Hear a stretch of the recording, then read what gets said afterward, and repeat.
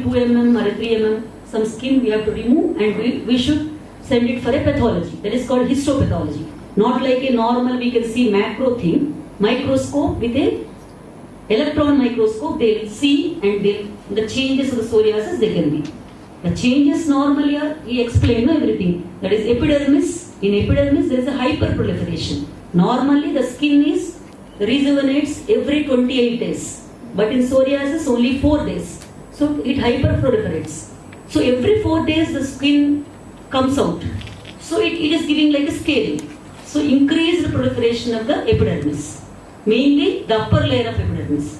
So there are all like normally the mature cells will come to the upper epidermis, so that it protects the skin from the environmental stimuli like sunlight or any other things. But in psoriasis what will happen? The immature cells will come. They are not matured enough to protect from the sunlight or other environmental stimuli.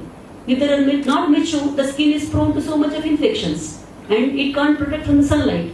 And anything happens, any infection can happen, and it is very sensitive.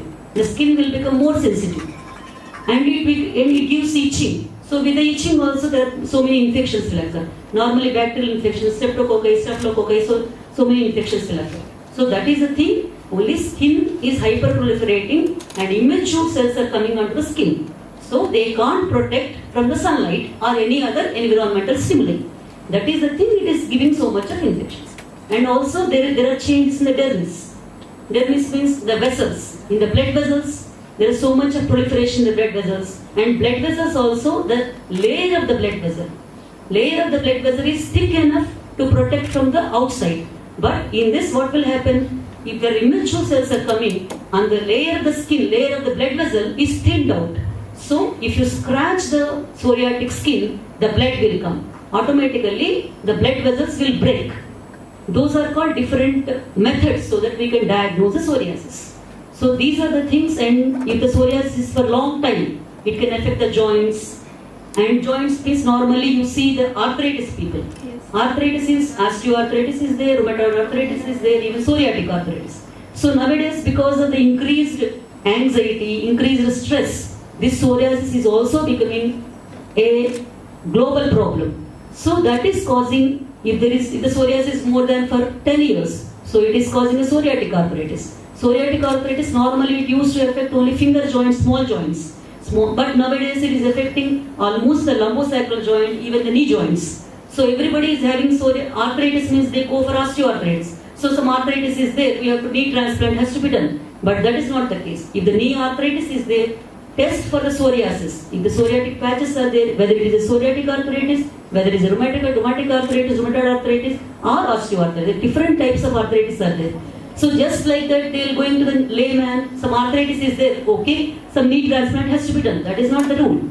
If the psoriasis is there, if you control the psoriasis, arthritis also comes down. So these are the things like, if the psoriasis is there for the long time, if it affects the whole body, that can have an impact on the heart, that can have an impact on the lungs. Different organs also will be affected. So if the psoriasis is very preliminary stage, that has to be diagnosed, that has to be treated. And in the treatment also, previously we used to use only topical treatments if it is permitted to skin. But if the skin, it is permitted to skin also if it is for a longer time, better to as a preventive measure, what we are doing is, we are giving other types of treatments also, like immunosuppressants. Immunosuppressants are the medicines like we used to use for the cancer. These are called anti-cancer drugs. Those are cyclosporin, methotrexate, so many, mycophenolate, mofetil, so many are there. But nowadays what we are doing is, because we are using for cancer, everybody is afraid that it is just for the psoriasis, why to use the anti-cancer medications? So that is another thing, that is called immunosuppressants. So it will suppress all the immune system. So they may be affected with other infections. If you suppress certain immune system, so that is involving only the psoriasis. Psoriasis is a type of immunological disorder, only some of the cytokines are affected. So if you block only that type of cytokines, so no other infections will occur. So these people actually, these biological inventors, what they are doing, specifically they are manufacturing those drugs which inhibit only that type of cells. So different categories are there. Depending on the patient's condition, how much is the severity, and patient's immunological status, and patient's background, any other disease is for hypothyroid, for thyroid conditions, diabetes, even for psoriasis. So many advertisements you can see. Unani medicines are there, Ayurvedic medicines are there, homeopathy. But those are mostly they use even immunosuppressive medications directly taking from the allopathic medications, and they are mixing up something and they are giving. And temporarily they can suppress, but they can't cure the disease.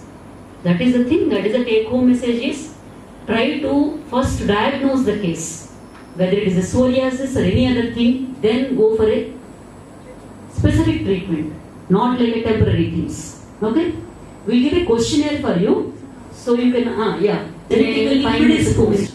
Predisposed is different from the genetically mediated disease. It is a genetically predisposed means it may occur in the, it is not an autosomal dominant or autosomal recessive disorder. Normally chromosomal abnormalities we tell as autosomal dominant and autosomal recessive. This is not, this is a predisposed means it may or may not occur. We can't just label, we can't tell. But if the person is having psoriasis, in the family, anybody is having dry skin, there are so many keratinization disorders are there. Like associated like diabetes and all that, we can test it before occurring the disease also. We can tell how much is the potentiality to develop a disease. That much we can tell. Okay, ma'am. Why there is more chance of getting psoriasis to males when compared with females? So normally males and females are equal predisposition. Compared to females, there is a little more tendency for the males because the stress levels are more in males. Normally, it occurs in the middle age group. The common factor that is psoriasis occurring in the middle age because they are in the third and observed in a psoriasis like timely diet, timely sleep. These are very important for this. Yeah. Thank you.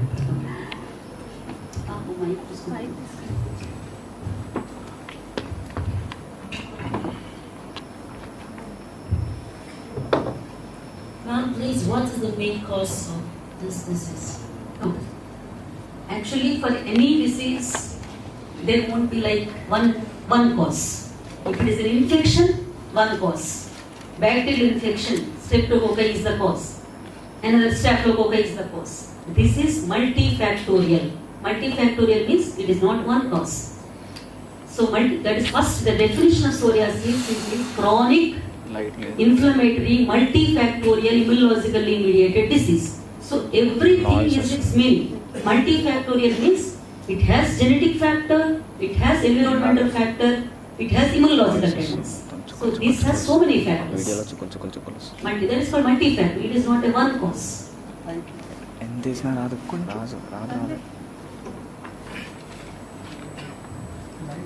Good day, ma'am. Most common type is plaque psoriasis. Yes. Also called psoriasis vulgaris. What are the other type of this psoriasis? Apart from this vulgaris. Psoriasis vulgaris. Other types. What are the types of psoriasis? Yeah. Okay. Normally there are two classifications in psoriasis. Pustular. The pustular, why they said like that? Because on the psoriatic plaque, the pustules will come. Pustules means pus-filled vesicles on the psoriatic lesion. Why? Because of the over-adding infection of the streptococci or the staphylococci. So these two bacteria then produce pus-like lesions on the chronic psoriasis. That is called pustular psoriasis. Normally people developing chronic throat infections or chronic ear infections, chronic dental infections, these people normally they prone to get these pustular type of psoriasis. That is one thing. Third thing is erythrodermic psoriasis. Erythrodermic psoriasis. Erythrodermic psoriasis is a type of psoriasis. Even it can be a chronic plaque psoriasis, but it spreads all over the body.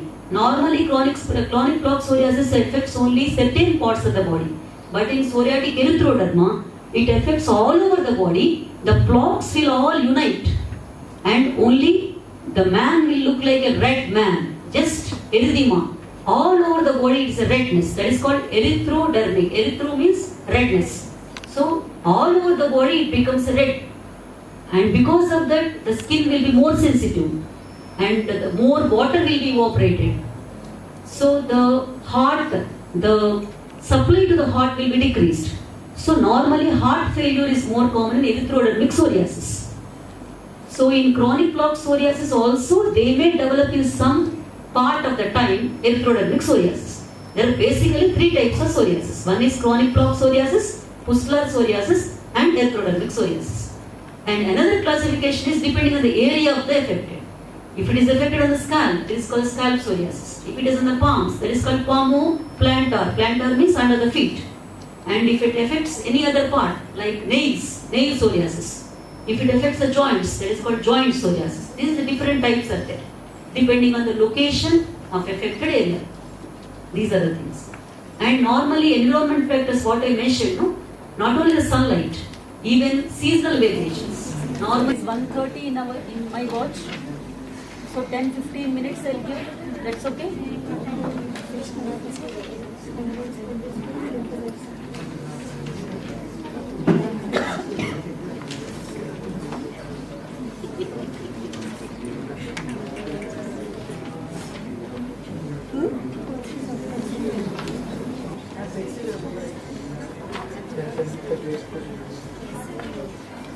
What are you going to say?